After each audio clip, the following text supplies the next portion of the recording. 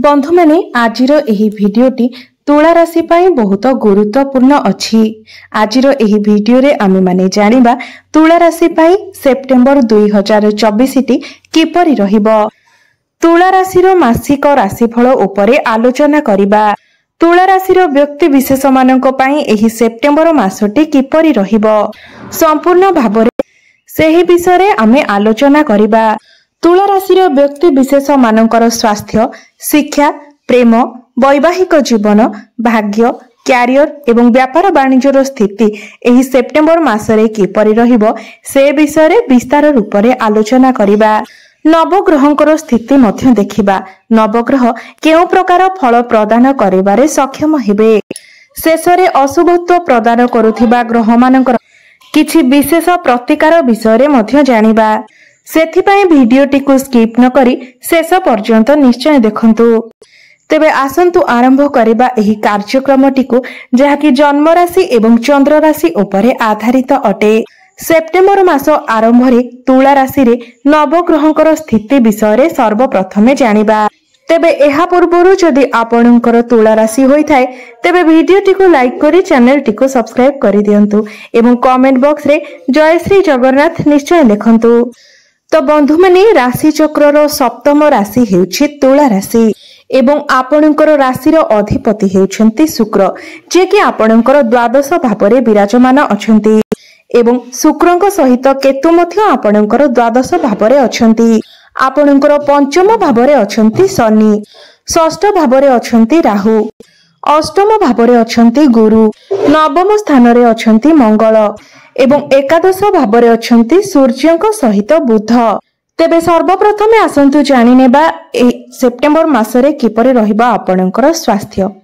तो बंधु माने आपणक कुंडलीर प्रथम भावटी होइथाय आपणकर स्वास्थ्यर भाव, आपणक इम्युनिटी सिस्टम रो भाव एवं आपणकर प्रथम भावर अधिपति हेउछंती शुक्र, जे कि आपणकर द्वादश भावरे विराजमान अछंती एवं शुक्र आपणकर द्वादश भावरे केतुंक सहित विराजमान अछंती एवं 18 सेप्टेम्बर को शुक्रंकर राशि परिवर्तन हेबो। 18 सेप्टेम्बर को शुक्र निजर स्वराशि को चलन करिवे, अर्थात आपणकर प्रथम भाव को चलन करिवे। मात्र द्वादश भावरे शुक्र नीच स्थिति रे केतुंक सहित वर्तमान विराजमान अछंती। सेथिपाई 18 सेप्टेम्बर पूर्वरु आपणଙ୍କୁ निजर स्वास्थ्य प्रति विशेष ध्यान देबार अछि। कुंडली रे द्वादश भावटी को एते भलो बोली विचार करा जाय न थाए। द्वादश भावटी होई थाए आपणकर खर्चर भाव, हॉस्पिटल रो भाव। तो द्वादश भावरे जेहेतु शुक्र नीच स्थिति रे अछंती पुनी केतुंक सहित अछंती, तो आपणଙ୍କୁ 18 सेप्टेम्बर पूर्वरु निजर स्वास्थ्य प्रति विशेष ध्यान देबार अछि। विशेष करी आपण खाद्यपेय उपरे ध्यान दियंतु, जंक फूड को अवॉइड करंतु। एही समय आपणଙ୍କୁ थंडा, ज्वर, काश भली समस्या मध्य देखा देई पारे।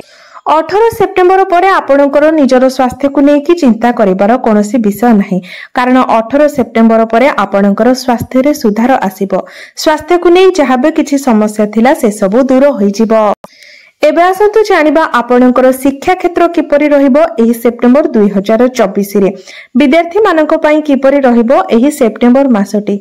तो बंधु माने आपणक कुंडलीर पंचम भावटी होइथाय आपणकर शिक्षा क्षेत्रर भाव एवं आपणकर पंचम भावरे विराजमान अछंती शनि एवं शनि 14 नवेम्बर पर्यंत वक्री अवस्थारे अछंती एवं बुध एवं शुक्रंकर दृष्टि मध्य आपणकर पंचम भाव उपरे रहुछि।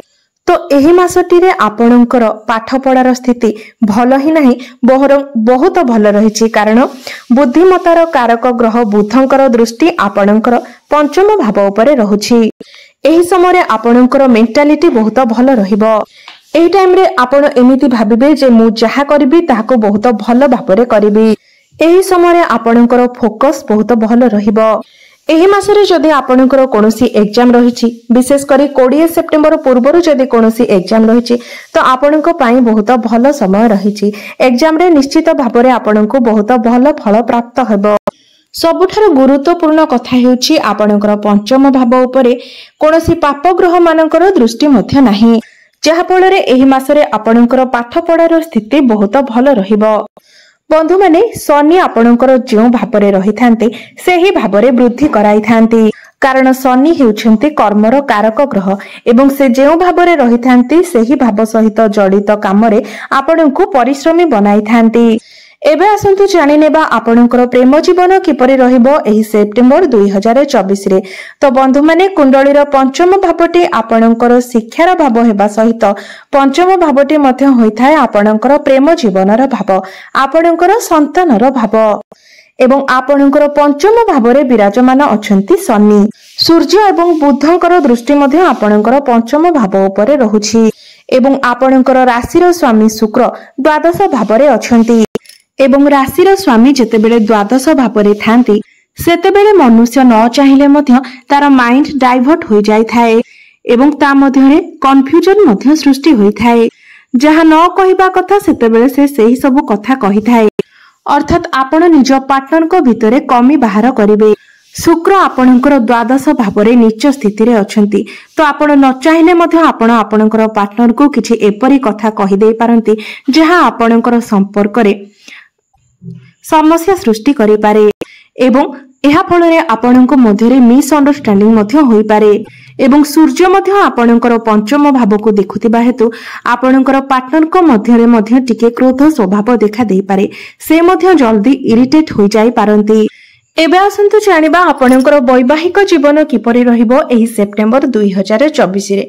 तो बंधु माने कुंडलीर सप्तम भावटी होइथाय आपणकर वैवाहिक जीवनर भाव आपणकर जीवन साथीर भाव एवं आपणकर सप्तम भावर अधिपति हेउछन्ति मंगल एवं मंगल आपणकर नवम भावरे विराजमान अछन्ति मंगल आपणकर त्रिकोण रे अछन्ति केंद्र रे अछन्ति आपणकर केंद्रर स्वामी आपणकर त्रिकोण रे विराजमान अछन्ति एवं राजयोगर निर्माण करूछन्ति अर्थात आपणकर लाइफ पार्टनर कर क्यारियर रे ग्रोथ आसीबो तांकर पर्सनल लाइफ एवं प्रोफेशनल लाइफ रे तांको अनेक उन्नति मिलिबो आपणकर वैवाहिक जीवन मध्य बहुत भल रहिबो आपणक मध्यरे संपर्क सुमधुर हेबो भल पाइबारे वृद्धि हेबो मात्र शनिकर दृष्टि आपणकर सप्तम भावरे रहुथिबा हेतु आपणकर लाइफ पार्टनर मध्यरे टिके जिद्दी स्वभाव देखा देई पारे तथापि भी आपणकर वैवाहिक जीवन रे एसबुर कोनोसी प्रभाव पड़िबो नाही।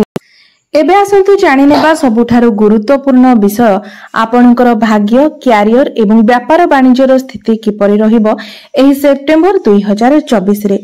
तो बंधु माने कुंडलीर नवम भावटी होइथाय आपणकर भाग्यर भाव एवं दशम भावटी होइथाय आपणकर क्यारियर भाव आपणक भाग्य भावर अधिपति हेउछन्ति बुध एवं बुध आपणकर लाभ स्थान रे विराजमान अछन्ति एवं भाग्य भावर स्वामी आपणक लाभ स्थान रे बसिबार अर्थ भाग्य रे लाभ को दर्शाई थाए एवं सूर्यंक सहित बुधादित्य राजयोगर मध्य निर्माण करूछन्ति मात्र मंगल मार्गेश होई आपणकर भाग्य स्थान रे बसिछन्ति जे कि आपणकर सप्तम भावर अधिपति अटंती तो कहार सपोर्ट नहीं आपणकर भाग्य रे परिवर्तन आसीबो विशेष करी आपणकर लाइफ पार्टनर एडवाइस द्वारा मध्य आपणकर भाग्य रे परिवर्तन होई पारे निजर परिवार रो सदस्य मानक पाखरु मध्य एडवाइस नेबा द्वारा आपणकर भाग्य रे उन्नति हेबो जदि आपण कोनोसी डिसिजन नेबा पाई चाहुछंती किछि जिनिस किणा बिका करिबा पाई चाहुछंती कोनोसी प्रॉपर्टी किनिबा पाई चाहुछंती कोनोसी क्षेत्र रे आपण इन्वेस्टमेंट करिबा पाई चाहुछंती ट्रेडिंग करिबा पाई चाहुछंती तो आपण निजर परिवार किंबा निजर लाइफ पार्टनर कर एडवाइस नै कि ए सब कार्य करंतु आपणको लाभ प्राप्त हेबो कोनोसी शुभ कार्य करिबा पूर्वरु किंबा जदि आपण कोनोसी व्यापार वाणिज्यर आरंभ करिबा पाई चाहुछंती तबे ता पूर्वरु मध्य आपण निजर परिवार रो सदस्य मानक सहित आलोचना करी तापरे सेही कार्य रे आगको बढ़ंतु मात्र आपण ध्यान रखिबे जे 20-22 सेप्टेम्बर पूर्वरु एही सब कार्य करिबा पाई समय आपणक पाई अधिक शुभ रहिबो। एबे आसंतु जानिबा आपणकर क्यारियर किपरि रहिबो एही सेप्टेम्बर 2024 रे किपरि रहिबो आपणकर कार्य क्षेत्र तो आपणकर दशम भावर अधिपति हेउछन्ति चंद्रमा जे कि 2 दिन रे थरे निजर राशि परिवर्तन करिथांती तो आपणकर दशम भावर अधिपति चंद्रमा होइथिबा जोगु क्यारियर रे केतेबेले आपणकर मूड ठीक रही थाए तो पुनी केतेबेले मूड खराब हो जाय थाए कार्य क्षेत्र रे आपण केतेबेले एनर्जेटिक रही थांती तो केतेबेले पुनी लेजी हो जाय थांती तो एही सेप्टेम्बर मासरे सूर्यंकर स्थिति आपणक कुंडली रे बहुत भल रहुछि। सूर्य बुधंक सहित अछंती तो एही मासरे चाकरी मिलिबार संभावना आपणक पई सृष्टि हेउछि।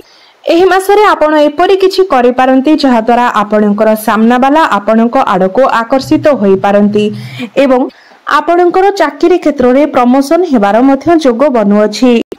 आपण एही मासरे गोटिए पाद आगको बढ़ी पारंती।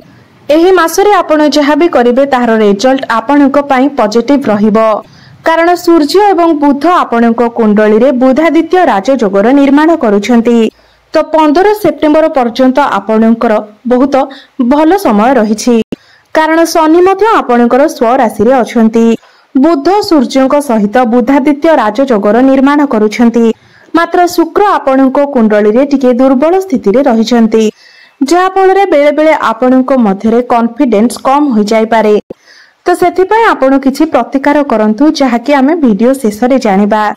एबे जानिबा आपणकर व्यापार वाणिज्य किपरि रहिबो एही सेप्टेम्बर 2024 रे। तो बंधु माने एही सेप्टेम्बर मासटी आपणकर व्यापार वाणिज्य पई बहुत भल रहिबो। आपणकर सप्तम भावटी होइथाय आपणकर व्यापार वाणिज्यर भाव एवं आपणकर सप्तम भावर अधिपति हेउछंती मंगल जे कि नवम भाव रे विराजमान अछंती एवं बुध मध्य आपणकर लाभ स्थान रे अछंती जहा कि आपणकर व्यवसाय रे लाभ देखाउछि। मात्र मार्च आरंभ रे आपणकर व्यवसाय रे टिके अधिक खर्च होई पारे। तेबे बंधु माने एही मासरे आपणको पई जहा भी किछि अशुभत्व आसुछि से सबुर प्रतिकार पई आपण प्रत्येक दिन गुरुंकर बीज मंत्र जप करंतु। ओम ग्राम ग्रीम ग्रोम सह गुरवे नमः एही मंत्र को आपण प्रत्येक दिन 108 थर जप करंतु। एहा सहित आपण प्रत्येक दिन शुक्रंकर बीज मंत्र मध्य जप करंतु। ओम ग्राम ग्रीम ग्रोम सह शुक्राय नमः एही मंत्र को आपण प्रत्येक दिन 108 थर जप करंतु। प्रतिदिन उदित सूर्य को जलार्घ्य अर्पण करंतु एवं प्रत्येक दिन आपण हनुमान चालीसार पाठ करंतु। आपणकर समस्त अशुभत्व खंडन होई आपणको शुभत्व प्राप्ति हेबो। आपणकर भाग्य रे उन्नति आसीबो। बंधु माने आपण मानकर जीवन मंगलमय हो एहा ही ईश्वरଙ୍କ निकटरे मोर प्रार्थना। धन्यवाद।